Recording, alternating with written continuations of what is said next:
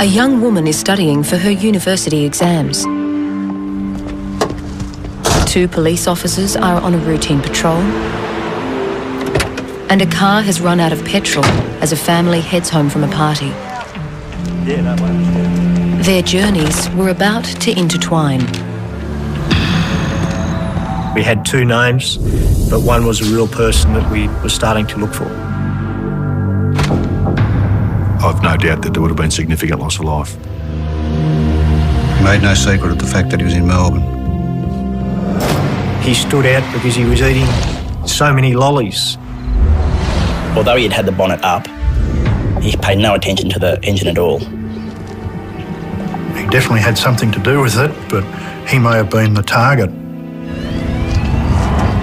Everything that possibly can be done will be done.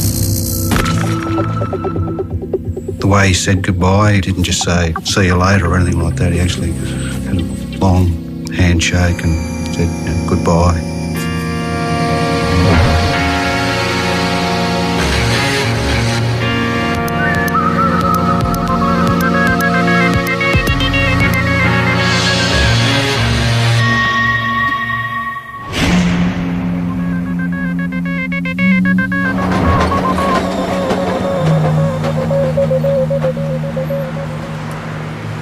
It was the perfect plan, foolproof in every way.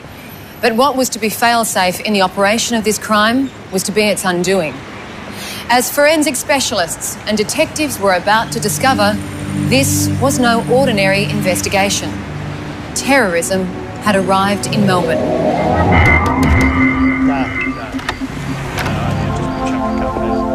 We just finished doing some licensing duties at a hotel in Punt Road, and we're at the front talking to the licensee, and I heard an almighty explosion.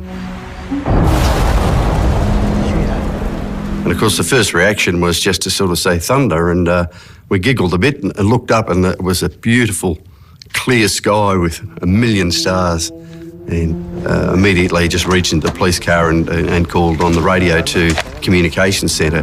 Just reporting a large explosion sound down Punt Road. And told them what I'd heard, and at that time they were just getting the first calls in. Get in, mate. We've had a large explosion and we've got all the windows blown completely in. They said there appeared to have been an explosion at the corner of Caroline Street and Toorak Road in South Yarra. Collingwood 207, roger, head towards the city. And as we drove down the street, couldn't see anything at the beginning, but of course closer we got, the headlights picked up, glass and debris all over the road, and I could hear the other police units arriving in the street. Of course, the fire brigade by this stage have arrived too.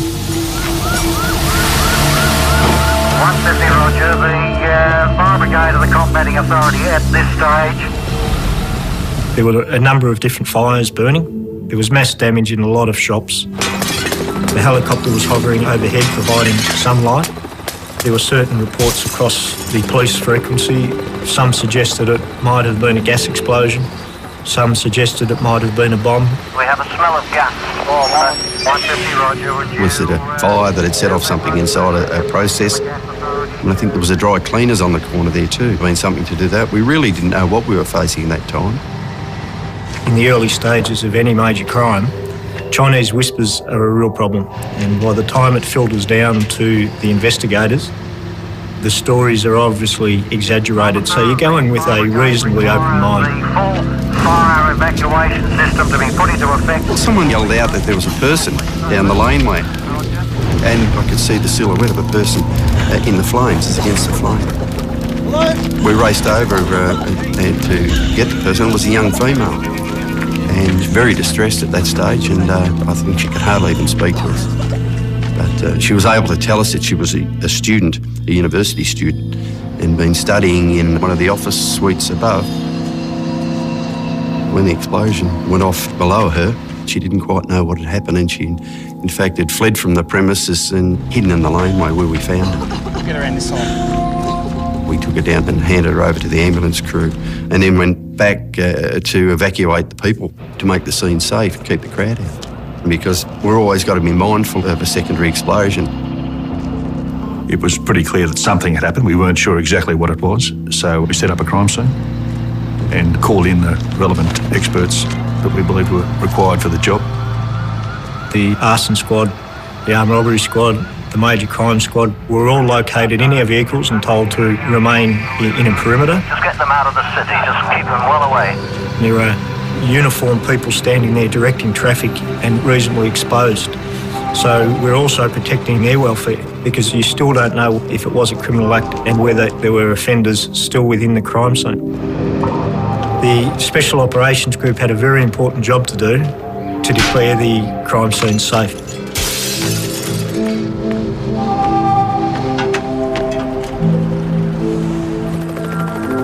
As I approached the building, I observed a large amount of debris from the structure itself. I've inspected the small shop that suffered extensive damage, and from the damage to the shop I'm able to ascertain that the blast occurred from behind the shop because all of the debris has come out towards Caroline Street. I've continued on in past the shop into the building. I've observed the remnants of what appeared to be a motor vehicle that had suffered catastrophic damage as a result of the blast. It appeared that the vehicle was either sitting on top of or very close to the explosion, or the explosion occurred inside the vehicle. Everything does point to a bombing. It's certainly not what you would think would happen should an LP gas tank in a car explode. So, to me, from my experience and seeing other explosions in vehicles, this fitted the bill of a criminal act. And it was obvious there'd also been a person in that scene at the time of the explosion. When the blast rang around the fashionable streets of South Yarra this morning, the story seemed to be one of a lucky escape. A 22-year-old woman studying on the third floor of the 5-storey building escaped with only a scratch to her hand. But late this morning, the story took a new and horrific twist. Assistant Commissioner for Crime, Paul Delanus, announced that human remains had been found in the wreckage. No, the body is in hundreds of pieces. The remains I found were definitely those of someone who was extremely close to the device when it functioned, but it was far too early to suggest that that was the bomber. We had no idea whether he may have been the target. It might have been his car, and when he's gone to his car, the device has functioned. So he definitely had something to do with it, but what role he played in it, it was far too early to determine. And of course, when we were told that, well, it certainly elevates the level of the crime. You know, we're dealing with a murder, effectively. The car that carried the suspected bomb had caused damage to a number of shops and businesses. But it was the address of one on the first floor of 44 Caroline Street that was significant. A briefing was held, and in that briefing we were actually told it was a suspected terrorist attack and that the premises involved was the Turkish Consulate. The intelligence officers said to us that a person with Armenian background would be likely to be the suspect at this stage. The Armenian people were very aggrieved that the Turkish government would not acknowledge a genocide against the Armenian people, which happened back in 1915. And they said back in 1980, 6 years earlier than the bombing, the Turkish Consul General was shot dead. The killings took place shortly before 10 o'clock this morning. As the Turkish Consul General, Mr. Sariak Ariak, was pulling away from his driveway, two men on a motorcycle sped up the street. Mr. Ariak's bodyguard, Mr. Engen Seva, travelling in a separate vehicle, was first to get hit. Several pistol shots were pumped through the side window of his consular car. The gunman then ran to the Consul General's car and fired at least 8 shots through the driver's window. Mr. Ariak was hit in the face and chest. He died instantly. Now, I wasn't aware of that, but just to think that there may be a link between the two cases was quite interesting, because most of our crimes focused around what we call traditional crimes. So our perception was, when we went into the briefing, that we would be looking for some criminals. But at the end of that briefing, I was quite clear this was a different investigation. About 40 minutes after Mr. Ariak and his bodyguard were killed, a woman with a foreign accent telephoned Channel 7's newsroom and claimed responsibility for the assassinations. She said she was speaking on behalf of a group called the Justice Commandos of Armenian Genocide. The operation in Australia was done by Armenian revolutionaries, and Armenian revolutionaries strike everywhere. The woman said the group's attacks were aimed at Turkish diplomats and Turkish institutions, and she warned that they planned to strike again.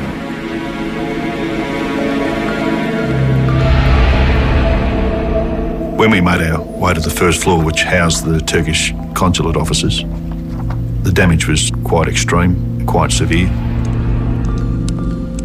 Had there have been any people within that area at the time, I've no doubt that there would have been significant loss of life. Do you think it will be some time before you identify, or do you think identification is impossible under the circumstances? That's speculation at the present time. We've got our disaster victim identification people at the scene, so everything that possibly can be done to identify the body will be done. The initial search that we made at the scene was an effort to locate something that we could use fairly quickly to identify this person. It was obvious that we weren't going to locate a finger to identify the deceased because the parts of the body were quite small. There was only 2 pieces of the remains which had any size, and they were the feet and one leg of the deceased. That meant looking specifically for friction-rich skin from the palms of the deceased's hand. This skin is used by fingerprint personnel all over the world to identify people. As the crime scene team continued their minute examination, another unit had found evidence that gave detectives a clue as to who the victim was. In the tons of rubble that was removed and examined, we found fragments of the detonator, of the timing device, and of the mercury tilt switch. It was quite a sophisticated device, and the sequence would have been to actually arm the bomb and then set a mercury tilt switch, which was effectively set up as an anti-interference device. So if anybody disturbed it or moved the vehicle, the bomb would have fired, it would have functioned. And we believed that the remains of the person that we identified at the scene was in fact the person responsible for planting the bomb. It's very likely this person was not fully aware of how the device functioned. In other words, he probably wasn't the builder of this bomb. Anyone who had made that device would have surely known that it needed to be placed on a level surface. So the person who planted that bomb was probably just the messenger. We don't believe it was a suicide bomber, it was an accidental detonation. The messenger's error had prevented many fatalities. But as he wasn't working alone, it meant future attacks could occur with success. So it was absolutely vital that police discovered who he was, and in turn, who had been working with him. We asked the people giving us the briefings at the time, where do we start? And one of the officers said, look, a good place to start would be looking for somebody with a name that ends in IAN.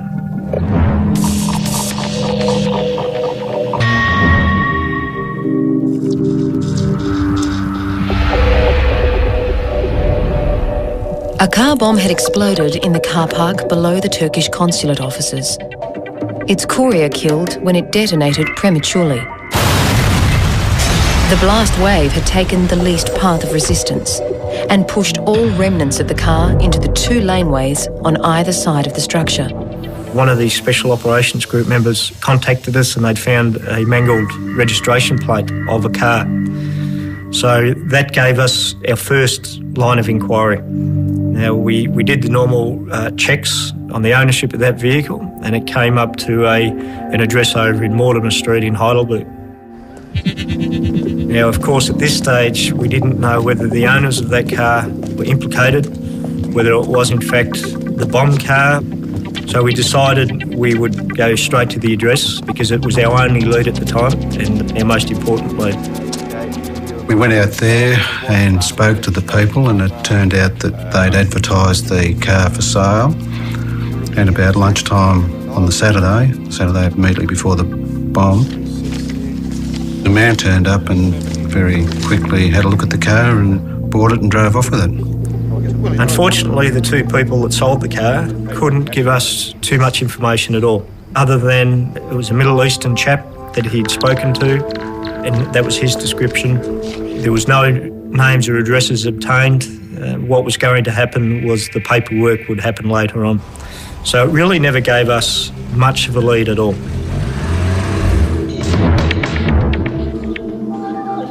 While it wasn't the primary crime scene, this suburban street now became a secondary one.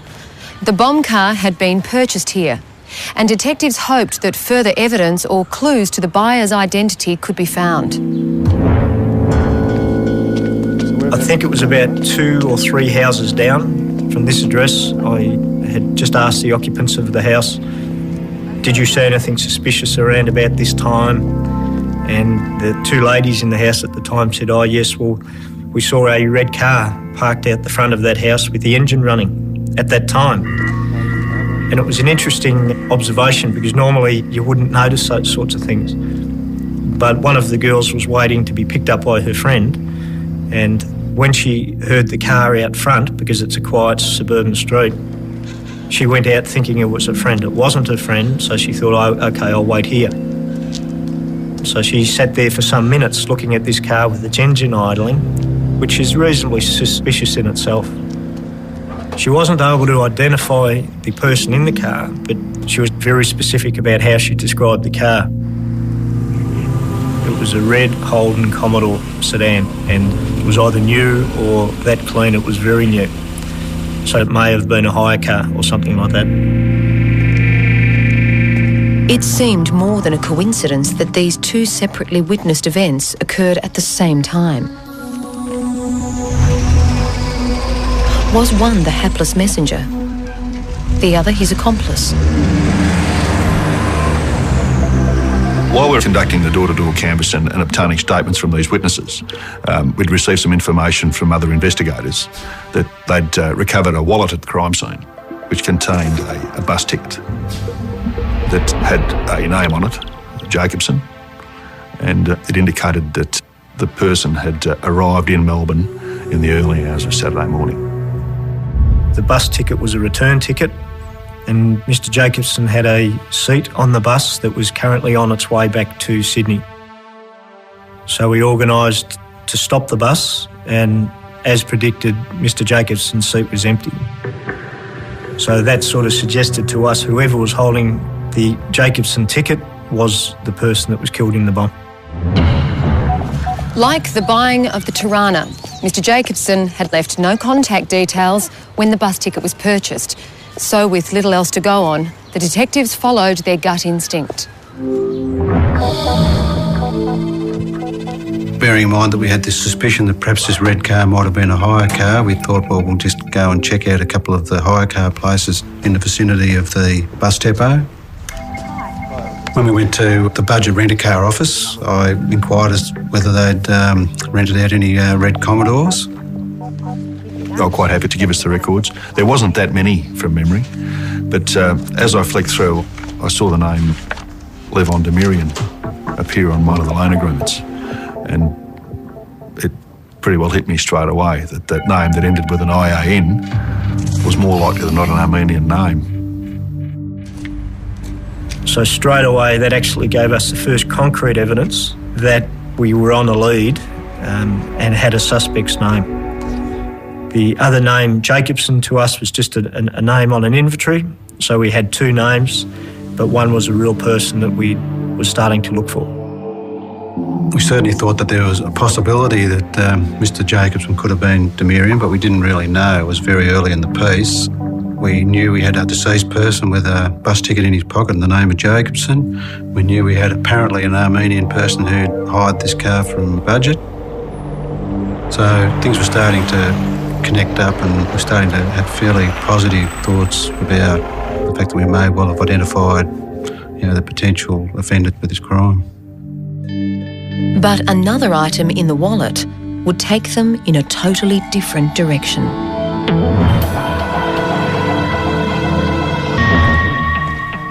The task force investigating the Turkish Consulate bombing had discovered two names of importance. A Mr. Jacobson, who had travelled down on a bus to Melbourne, and a Mr. Demirian, whose name ended in the crucial IAN. But were they one and the same? In the wallet we found a docket with Queen's Lodge Motel written on it, and the person who hired the red car gave the name of Levon Demirian, gave an address of the Queen's Lodge Motel. So from that we made some inquiries. The night porter was able to tell us that Demirian was staying there, that he saw Demirian leave the hotel about 1 a.m. on the Sunday morning. And that was only an hour or so before the bomb went off. And then he was seen to return to the Queen's Lodge sometime around 3 a.m, 3:15 a.m. He also told us that when he came back at 3 a.m, he booked an early morning reminder call for about 6 a.m, I believe, and left shortly thereafter. When he left, he dropped the keys to the Holden Commodore at the front desk. So it told us obviously that Demirian wasn't the deceased person, and it told us that he was out of the hotel between 1 a.m. and 3 a.m, and of course the bomb went off at 2:15. I was very enthusiastic about that piece of evidence. Our inquiries revealed that Levon Demirian was a resident of New South Wales. There was no criminal record either in Victoria or New South Wales under that name. But other inquiries with agencies outside the police indicated that he had some involvement with organisations tied up with the Armenian groups.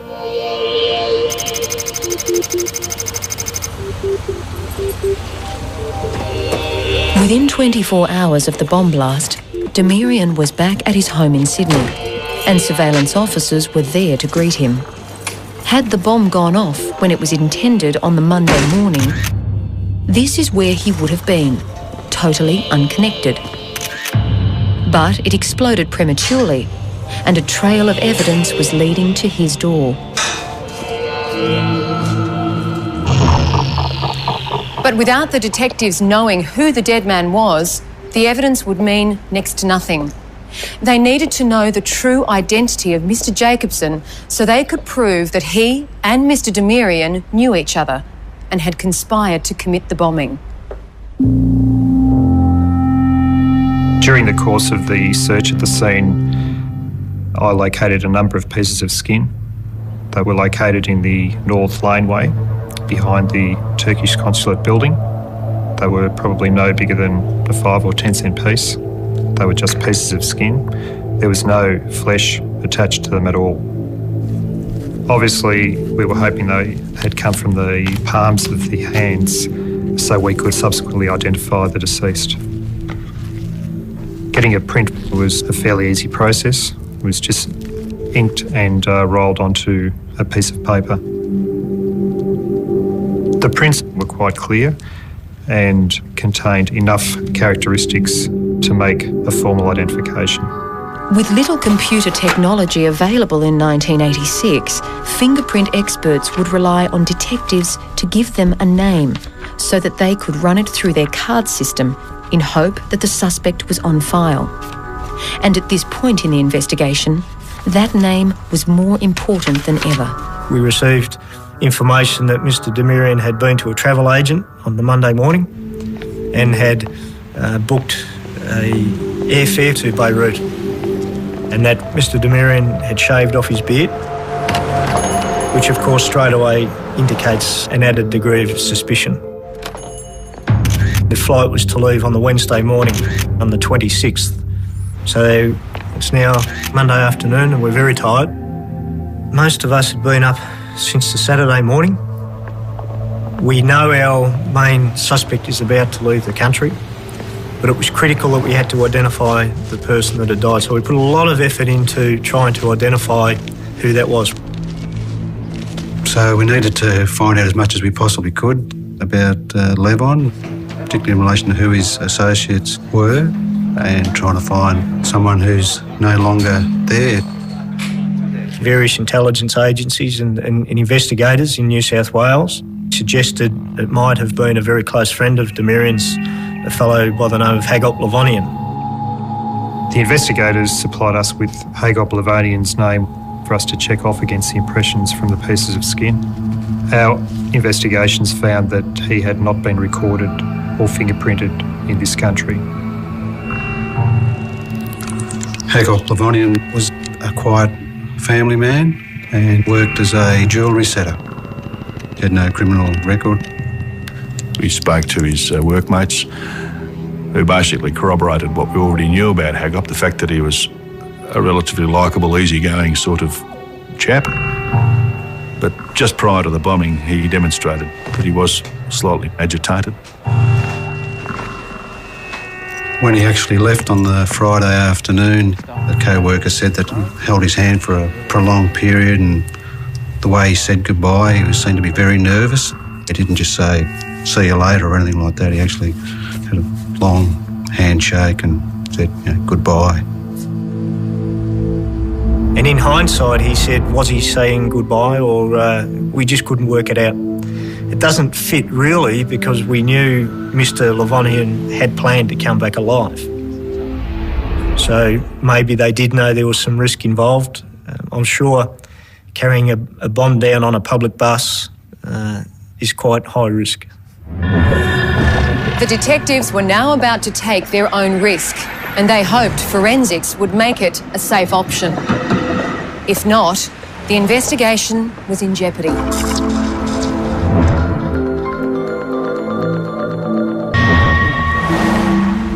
With their prime suspect about to leave the country and his associate and friend Hackob Levonyan still not identified as the dead man, police decided to take a risk and raid their properties.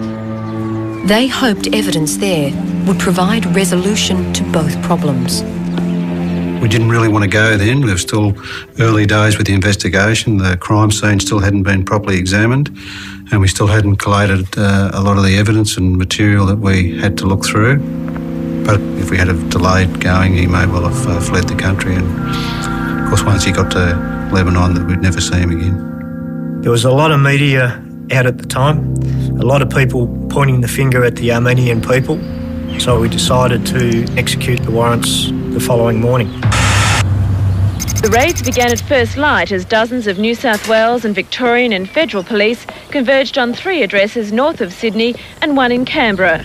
Their aim, to arrest a group of Armenians suspected over last Sunday's bombing of the Turkish Consulate in Toorak Road.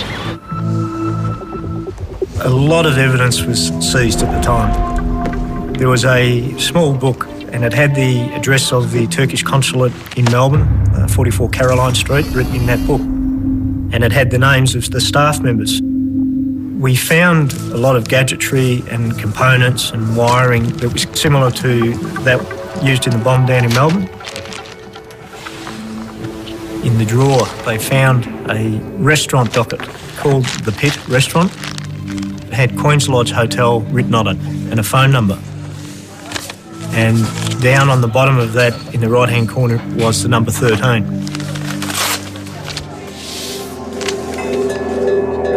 The significance of that was in the wallet that was found on the dead person on the bomb scene was the second copy of that receipt. I think we wiped the sweat from our eyebrows when we found that document because it really started to provide the nexuses that we needed. Another squad of police raided this Lane Cove restaurant owned by one of the Armenians from Epping. They seized documents and other items, and Scientific Squad police began searching the premises for evidence linking it to the Melbourne bombing. The detonators and the explosives were the same ones that we used in the bomb down in Melbourne. As we searched the restaurant, we found an NRMA holiday book. We opened it up and Queen's Lodge was circled. So there was just another piece of evidence connecting Levon Demirian to the explosives and to the Queen's Lodge Motel. This afternoon, 3 warrants were issued in Victoria for the extradition of 34-year-old Levon Demirian of Epping. He will appear in Sydney's Central Court tomorrow on 3 charges. They are conspiracy to commit damage endangering the lives of others, intentionally causing damage to property, and using an explosive substance. He was taken into custody, and a short time later I interviewed him. Levon admitted to me that he was actually in Melbourne at the time. He admitted to me that he did go and hire the budget rent-a-car, paid with his diner's card, and he admitted to me that he went with Hagop to an address in Heidelberg where they purchased the white Tirana. I think I suggested to him at that stage that Hagop might be dead. But he became very emotional, started to cry. About that time he insisted that we get a solicitor for him, which we did. And from that point on, Levon decided not to make any further admissions or say anything in relation to the matter. But further evidence found by the police was clearly speaking for him. During the search of Demirian's place, we found in the rubbish bin a duplicate Diners Club receipt. Now, written on the back were 3 addresses. The budget rent-a-car place in North Melbourne. Also on the docket was the Ansett Pioneer bus terminal. But a third address that was on the receipt gave us as investigators another very good line of inquiry, and that was the Park Royal Hotel down in Melbourne. The receptionist at the Park Royal was able to tell us that a person named Levon Demirian booked a room in his name. He'd in fact paid for the room on Sunday, the morning after the bombing. We also discovered that Levon Demirian had paid for food and beverages. The manager of the restaurant was able to tell us that Levon Demirian had dined there the day before the bombing, that is a Saturday. And when we spoke to a food and beverages waiter who was working at the bistro, he identified Hagop Levonian as being one of the 2 men who dined together. So what this clearly showed was that Demirian and Levonian were together at lunchtime on the Saturday preceding the bombing. Although Demirian had booked the room, our assumption was that this person, Jacobson, or in fact Hagop Levonian, had stayed in the room. Crime scene search revealed a very, very small part of a key in the remains at the bomb scene, probably about 1 centimetre of a key. Now, that was actually matched to the exact same keys that are used at the Park Royal Hotel. So again, some more circumstantial evidence linking Demirian to Levonian to the bomb. But we still hadn't identified positively Hagop Levonian as the dead person, and it was incumbent upon us for the trial to do that, because for the conviction of Levon Demirian we had to prove who Hagop Levonian was, so the jury could then say these 2 men conspired to commit the bombing. When they were searching Levonian's place, we found a jacket hanging up in the wardrobe that proved to match a sample of material that was found at the bomb scene. So there was evidence there linking the trousers and the person that was wearing them to that jacket that was found in Hagop Levonian's wardrobe. There was no fingerprint record of Hagop Levonian, so we had to rely on other means to identify the piece of skin. What we needed from the investigators were documents specific to Hagop Levonian that he would only have touched, so we could compare the impressions from the documents with this piece of skin. Numerous papers, documents and books were seized in hope that one may contain a clear palm print of Hagop Levonian. My task then was to physically sit down with the inked impression that I had of the pieces of skin at the scene and compare them to palm prints on the documents. One of the documents that was received from the raids was a large receipt book. There were good palm prints on the back of the pages on the receipt book because the receipt book was quite thick and you had to really force the page down in order to hold the book open. So there were quite good palm prints on the back of a lot of the pages in the receipt book. The print on one of the pages looked promising. When I had a good look at it, I realised that the piece of skin that I had located in the laneway was in fact the same print that was on the back of this invoice book. He was the only one that used that book. So the person that was blown up at the bomb site was in fact Hacop Levonian. Detectives now had the proof of identity and a list of circumstantial evidence that would link Levonian to the crime. But it was the watchful eye of an 8-year-old boy that would be the icing on the investigation. Something beginning with R.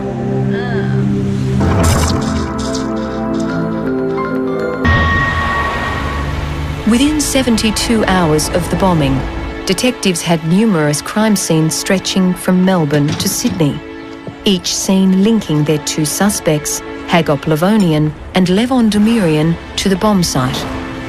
Now another scene, only moments away from the consulate, was added to their impressive list. The family, on the 22nd of November, had driven from country Victoria to attend a party. They left that party later on that night in the early hours of the following morning. The vehicle that they were in had run out of gas. So I just stayed in the car with my mum, and Dad saw a 7-Eleven down the road, and so he walked off down the road. Not long after Dad left, a white Tirana pulled in behind us and parked pretty much directly behind our car, and a man hopped out. He opened up the bonnet as if he'd broken down. He was fairly well dressed. He had straight hair, probably down to about his ear level. He's wearing glasses at the time, and his skin was sort of olivey colour, which probably stands out to me now that he was probably of a different nationality. And I thought it was a bit unusual because although he had had the bonnet up, he paid no attention to the engine at all. And it wasn't much time at all before another car came in the opposite direction, did a U-turn and parked directly behind the white Tirana.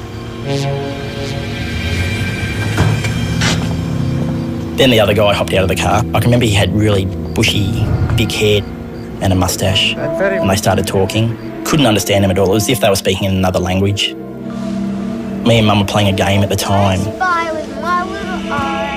I think by playing this game with my mum, that's probably how I was able to remember so much. I can remember talking about the number plate, being a black and white Victorian number plate with Victoria written up the top, and that it had 2 4s in the number plate. And I knew it was a white Tirana at the time because my grandma used to have a Tirana as well.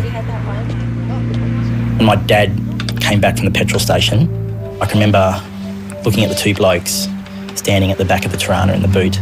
The guy who owned the white Tirana was actually showing the guy that had come in the other car something in the boot of the car.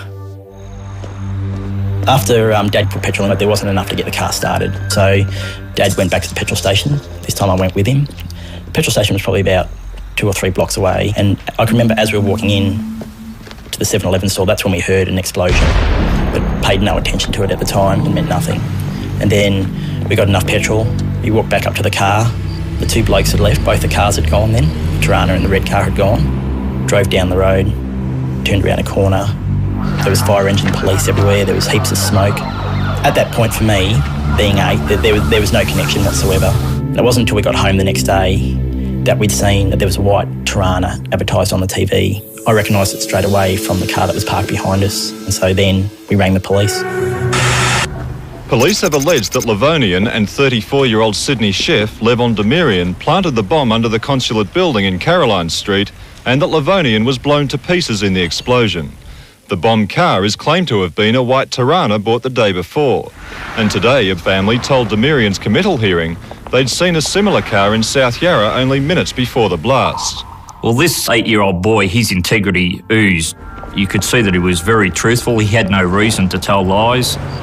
He could recall that the registration number had 2 4s in it. And in fact, the bomb car had the registration number with the numerals 440. He was able to give a very good description of the drivers of both cars and later pick out Mr. Levonian from a photo folder and identify Levon Demirian at a court hearing. This was very important evidence because it was evidence outside of police evidence. It was independent eyewitness events. So how do we think the whole episode unfolded? Pretty much we believe Demirian was the prime mover behind the organisation of it. Mr Demirian was quite openly in Melbourne, and we believe that he was establishing an alibi for himself, because I believe he knew that he was always the subject of interest by other agencies. I don't think he was silly enough not to know that he was a suspect. So his plan was to remain quite open. Hagop Levonian, on the other hand, was to come into Melbourne and bring the bomb down on a bus under an assumed name of Jacobson. I think we probably had 7 or 8 witnesses on the bus that positively identified Hagop Levonian. He stood out, not so much because of his appearance, but more so because of his demeanour. I recall one lady saying that he stood out because he was eating so many lollies and probably, obviously, his nerves. Of course, Levon Demirian admitted hiring the Red Commodore and picking up Hagop Levonian from that bus terminal. The detectives believed that after buying the Tirana, the two had lunch together, and it was probably at this time that they swapped cars. Demirian then putting the finishing touches to the bomb before meeting his friend Hagop Levonian for his final instructions.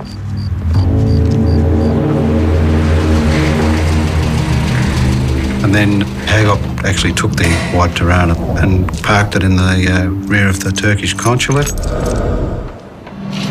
When he alighted from the car, he went to the back of the car.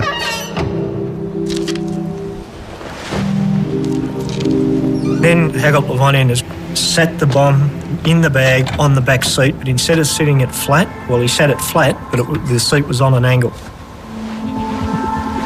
And as soon as he put the detonator into the bomb, because it was not flat and level, straight away it's detonated. The fail-safe part of their plan had been the item that had led investigators to piece the puzzle together. Had Levonian not tripped the mercury tilt switch, the case may have never been solved.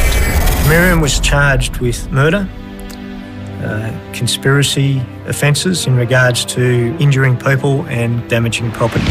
Back 20 years ago, there were no specific charges in regards to terrorism, so they were pretty well much just the straight charges out of the Crimes Act. During the 13-day trial, the Crown alleged that the accused, Levon Demirian, and his friend Hagop Levonian conspired to blow up the Turkish consulate because of an act of genocide against Armenians early this century. Demirian's defence counsel, David Galbally, alleged his client was deceived by his best friend and knew nothing of the plan to blow up the consulate.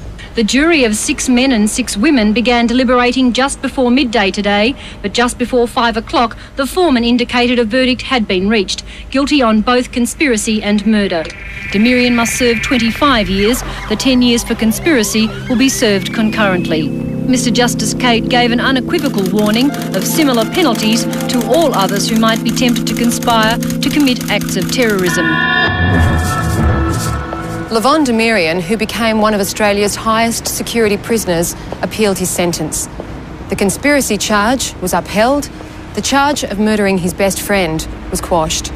Levon Demirian was not offered an early release and served 10 years in prison.